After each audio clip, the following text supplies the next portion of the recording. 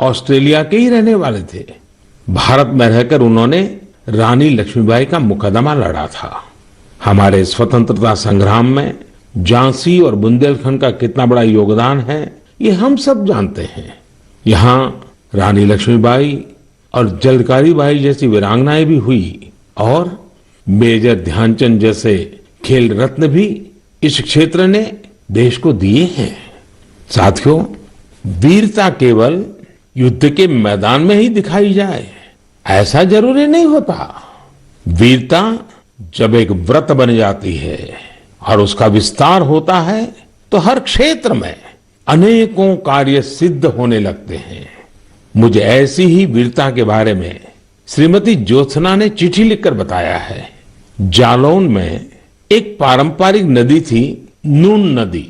नून यहाँ के किसानों के लिए पानी का प्रमुख स्रोत हुआ करती थी, लेकिन धीरे धीरे नून नदी लुप्त होने की कगार पर पहुंच गई।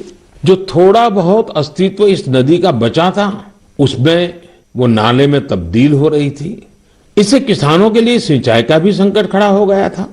जालौन के लोगों ने स्थिति को बदलने का बीड़ा उठाया। इसी साल मार्च में इसके लिए एक कमेटी बनाई गई। हजारों ग्रामीण और स्थानीय लोग स्वतः स्फूर्त इस अभियान से जुड़े।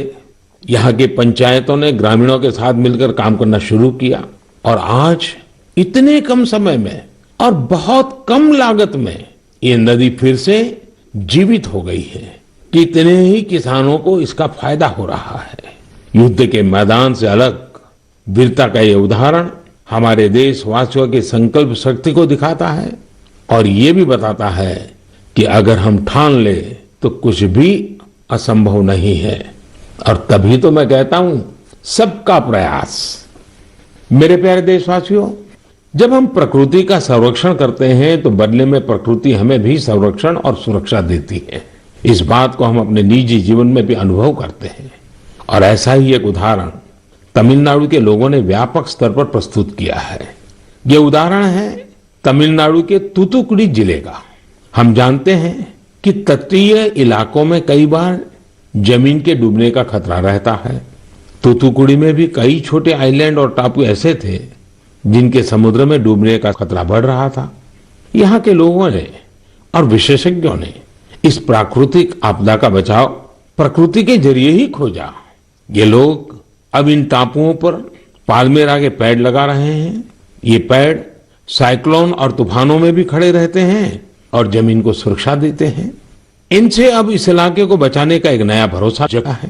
साथियों, प्रकृति से हमारे लिए खतरा तभी पैदा होता है जब हम उसके संतुलन को बिगाड़ते हैं या उसकी पवित्रता नष्ट करते हैं।